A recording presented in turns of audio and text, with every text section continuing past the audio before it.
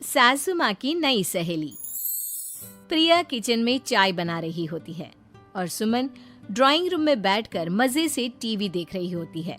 तभी दरवाजे की घंटी बजती है। प्रिया, जरा देखना तो कौन आया है। देखती हूँ मम्मी जी। प्रिया दरवाजा खोलती है तो सामने पड़ोस वाली विमला आंटी खड़ी होती है। नमस्ते आंटी जी, कैसी हैं आप? मैं तो बिल्कुल ठीक हूँ बेटा, पर तेरी सास को क्या हुआ है? आजकल कहीं दिखती ही नहीं है। जब देखो तब टीवी के आगे जमी रहती है। अंदर तो आइए आंटी। अरे ओ दीपक की अम्मा, कहाँ हो?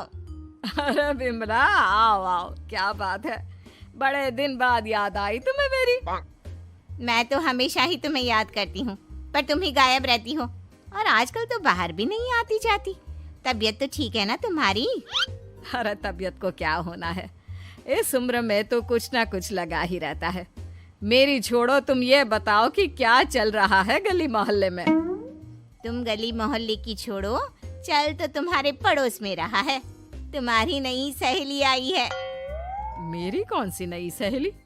मैं तो यहाँ बस तुमसे बातचीत कर लेती हूँ या फिर बाजू वाली शर्मा की बहू से दो चार बातें कर लेती हूँ। इसीलिए तो कहा कि तेरी नई सहेली आई है। अब कोई पड़ोस में आया है तो बात तो होनी ही है। कम से कम इसी बहाने हमारा भी एक ग्रुप बन जाएगा। फिर सब मिलकर अपनी बहुओं की शिकायतें किया करेंगे। दोनों हंसने लगते हैं।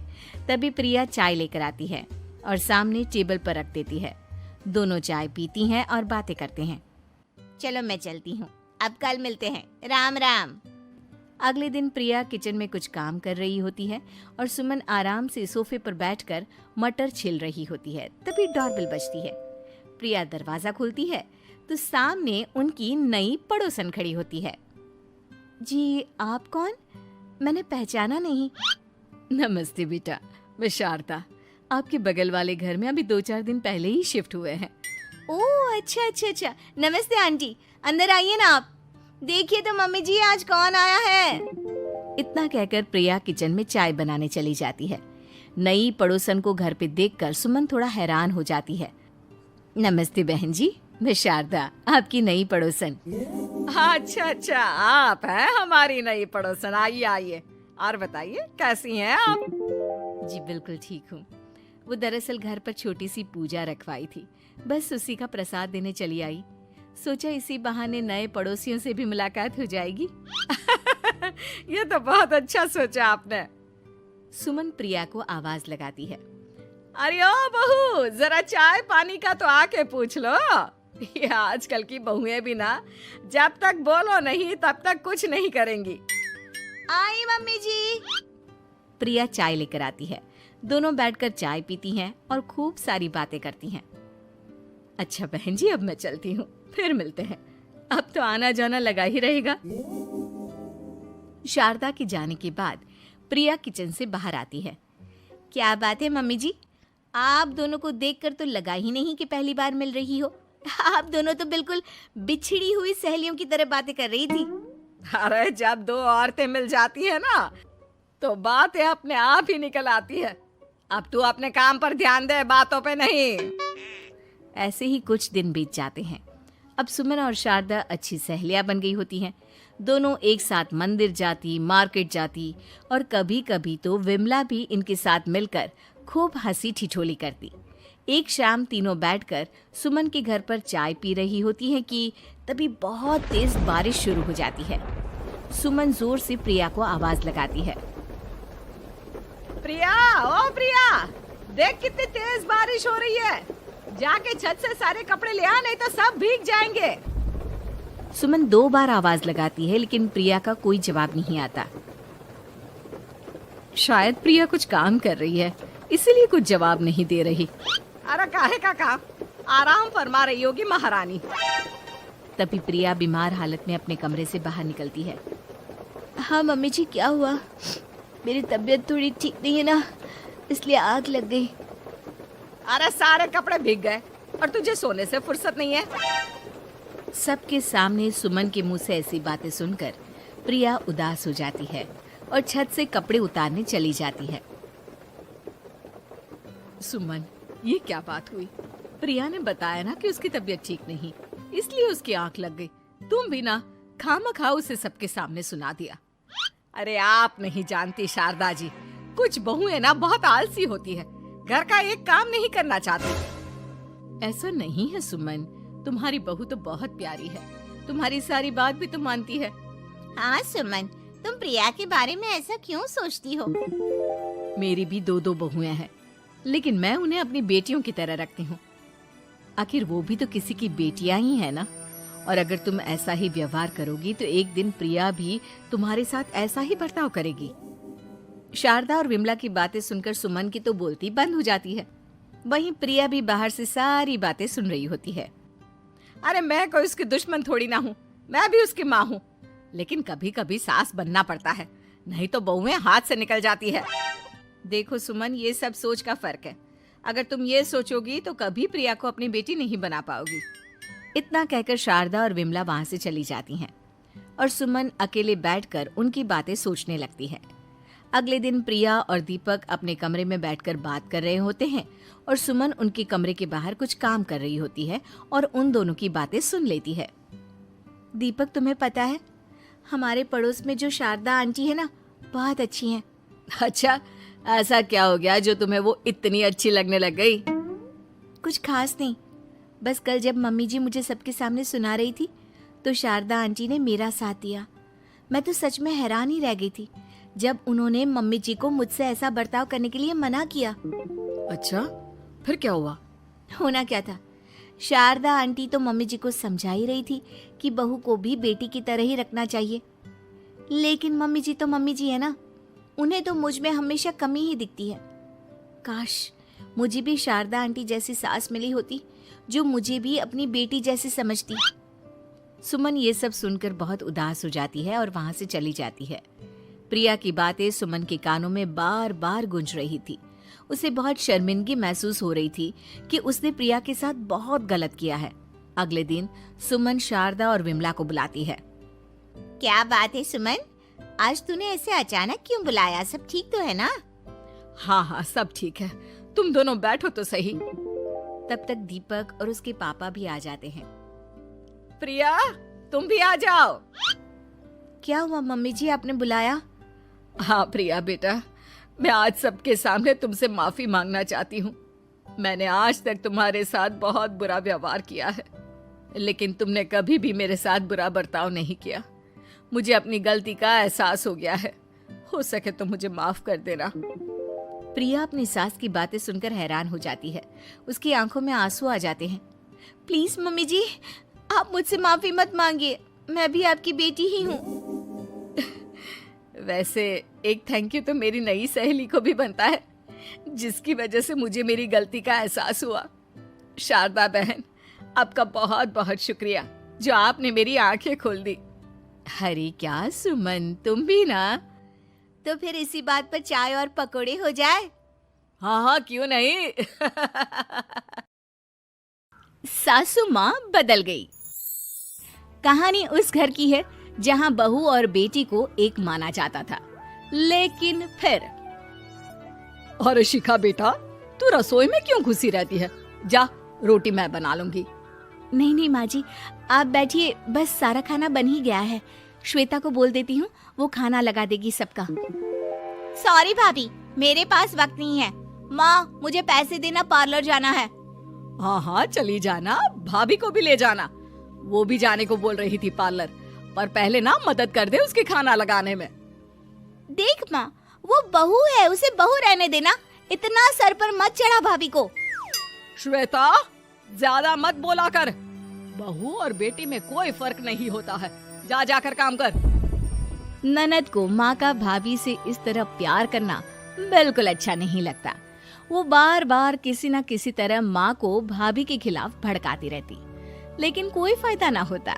एक रोज, अरे बेटे किशन, जा बहू को कहीं घुमा कर ला, सारा दिन घर में काम करती रहती है। हाँ माँ, हम लोग जा रहे हैं ना गोवा।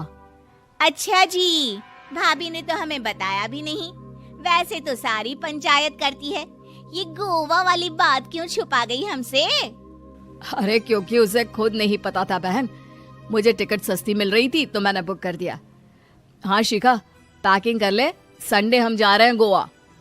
दोपहर में शिखा पैकिंग कर रही थी कि सास आ जाती है।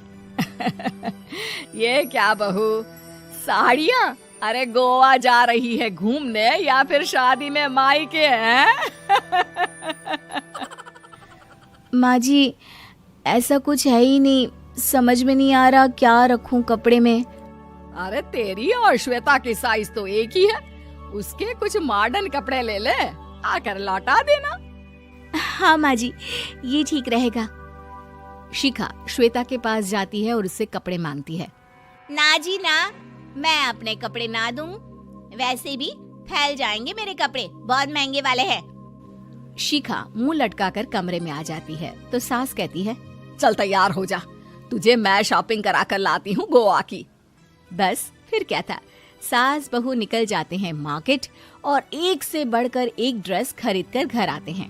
पहले बता देती कि नए कपड़े दिलाने वाली है भाभी को, तो मैं अपने ही दे देती ना भाभी को, मुझे दिला देती नए कपड़े। देख श्वेता, परिवार का मतलब सबके साथ रहना होता है, ना कि सिर्फ अपना सोचना। वैसे भी तुझे अच्छे संस्कार सीखने चाहिए। और रही बात कपड़ों की, तो शिखा, आज से घर पर भी तू मॉडर्न कपड़े ही पहनेगी, कोई जरूरत नहीं है ये साड़ी वाड़ी लपेटने की। अब क्या था, घर पर श्वेता और शिखा एक जैसे रहते। एक बार पड़ोसन आती है। अरे बेटा, अपनी माँ को तो बुलाना जरा, बात करनी है। शिखा सास को बताती है और रसोई में चली जाती है। ये आपकी बेटी बहुत बड़ी हो गई है, इसके लिए एक रिश्ता है, कहो तो बता दूं। ये बेटी नहीं बहू है, घर में सब एक जैसा ही रहता है। वैसे मेरी बेटी भी बड़ी हो गई है, कोई रिश्ता हो तो जरूर बताना। पड़ोसन रिश्ता लेकर उन लोगों के घर आती है। तब श्वेता की होने वाली सास कहती है, तो ये घर है, कितने मंजिल का है? और ये बहू ने आपकी क्या पहन रखा है, जीन्स टॉप? अरे भाई, साड़ी वाड़ी नहीं है क्या इसके पास? देखिए, सर्दी है तो साड़ी में बहू कैसे मैनेज करती, वैसे पहनती है साड़ी भी। देखिए, हम लोग ठहरे पैसे वाले लोग, कोई कमी नहीं है हम लोगों के पास पैसों की, बहुत पैसे हैं, जमीन, नौकर चाकर, कार, सब कुछ है, लेकिन घर में संस्कारी बहू चाहिए, समझ रही हैं ना आप? सास कुछ कहती कि श्वेता बोल पड़ती है, हाय रे, नौकर चाकर से लेकर जमीन, कार, पैसा, हाँ हाँ, मुझे रिश्ता मंजूर है, मंजूर है मुझे। अरे रुक जा श्वेता, मैं बात कर रही हूँ ना। देखिए, हम लोगों के घर इतनी आजादी नहीं मिलेगी। अरे हाँ कर देना माँ, हाँ कर दे जल्दी से। सास क्या करती, बेटी की शादी ऐसे घर में कर देती है जहाँ ना उनके विचार मिलते हैं और ना ही आचार। शादी के बाद एक रोज फोन पर, श्वेता बेटा, एक बार घर आ जा, बहुत दिल करता है तुझे देखने का। माँ, वो घर पर बहुत काम होता है, कैसे आऊँ? बड़ा घर है, लेकिन आने जाने वालों की लाइन ही लगी रहती है। बेटा, मैं तो जानती थी उस घर का हाल, लेकिन तू ही नहीं मान रही थी। माँ देख, हर घर का यही हाल है। तेरी बेटी को यहाँ घूंघट हटाने की परमिशन नहीं है और एक तरफ भाभी स्कर्ट पहनकर घूम रही है। बेटा, मुझे क्या पता था कि मेरी बेटी को ससुराल के नाम पर पिंजरा मिल जाएगा। अच्छा माँ, फोन रखती हूँ, सास को गर्मा गर्म रोटी खिलानी है। तुम लोगों की तरह नहीं कि एक रोटी बनाओ, एक सब्जी बनाओ, फिर सारा दिन फ्री होकर घूमो। सास फोन तो रख देती है, लेकिन सोच में पड़ जाती है कि एक तरफ बेटी जिसे कोई आजादी नहीं, वहीं दूसरी तरफ बहू जिसे देखकर लगता ही नहीं कि उसकी शादी भी हुई है। अगले रोज, शिखा, अरे ओ शिखा। हाँ माँ, क्या हुआ, कुछ चाहिए आपको? मैं जिम जा रही थी। जिम के कपड़ों में बहू को देखकर सास को घूंघट में अपनी बेटी का ख्याल आता है। देख बहू, घर में बहू की तरह रहा कर, इतने टाइट कपड़े पहनकर जिम जाना पसंद नहीं मुझे। जा जाकर रोटी बना। रोटी? माँ, अभी तो शाम के 6 बजे हैं, इस वक्त रोटी? अब क्या मेरे खाने पीने पर भी पहरा है? अरे जब मर्जी तब मैं अपने घर में खा भी नहीं सकती क्या? बहू को अजीब लगता है। वो समझ नहीं पाती कि जो सास कल तक इतनी सपोर्टिव थी, उन्हें अचानक से क्या हो गया। वो किचन में जाती है, गरम रोटी के साथ 2 तरह की सब्जी, रायता, सलाद सब लेकर सास के पास आती है। माँ जी, खाना। इतना सारा खाना? राक्षस समझा है क्या मुझे? रोटी मांगी थी मैंने गर्मा गर्म बस। पर माँ जी, रोटी खाती किससे आप? सब्जी तो बनानी थी ना। अरे भूख मर गई मेरी तेरी बहस से। जा जाकर काम कर, अंदर पूरी रसोई साफ कर। बहू अंदर चली जाती है। थोड़ी देर में श्वेता घर आती है। अरे शिखा, जल्दी से चाय ला, पकवान बना, मेरी बेटी आई है। अरे नहीं नहीं माँ, ड्राइवर बाहर खड़ा है। मैं तो घर का कोई सामान खरीदने के बहाने यहाँ आ गई हूँ। मुझे जाना होगा। अरे बेटा, पर कितने दिनों बाद देख रही हूँ तुझे। रहने आ जाना 2-4 दिन के लिए। आ जाऊंगी माँ, जब मेरी सास मरेगी तब। मैं तो रोज मन्नत मानती हूँ कि मेरी सास मर जाए तो अच्छा है। अच्छा चल, जा रही हूँ माँ। हे भगवान, कैसे कैसे दिन देखने पड़ रहे हैं मेरी बेटी को। सास अंदर जाती है, जहाँ श्वेता की जिम वाली सहेली का फोन आया होता है। क्या बात है, आज जिम नहीं आई? अरे पता नहीं यार, आज माँ को क्या हो गया अचानक। पर खैर कोई नहीं, लगता नहीं कि मैं अब जिम आ पाऊंगी। शिखा स्पीकर पर बात कर रही थी, जिसे सास सुन रही थी। यार, ये सास ना होती ही ऐसी है। मैं तो कहती हूँ बुढ़िया जल्दी मरे और तू आराम से जिए। शिखा को सहेली की बात पर गुस्सा आ जाता है। माँ के मरने की कौन सा बच्चा दुआ मांगता है मोहिनी? आगे से ऐसी बात मेरे सामने मत करना। हमारे घर की शोभा ही माँ है। क्या हुआ जो थोड़ी सख्ती दिखा रही है? उसमें भी कोई ना कोई उनकी भलाई ही होगी। मैं तो कहती हूँ भगवान मेरे जैसी सास सबको दे, जो सिर्फ माँ की तरह है। सास वाली तो कोई बात ही नहीं है उनमें। सास ये बात सुन रही थी। उनकी आंख में आंसू आ जाते हैं कि क्यों वो बेटे की किस्मत में बहू को भी भागीदार बना रही थी। शिखा, अरे ओ शिखा, क्या हो गया? जिम नहीं जाना क्या?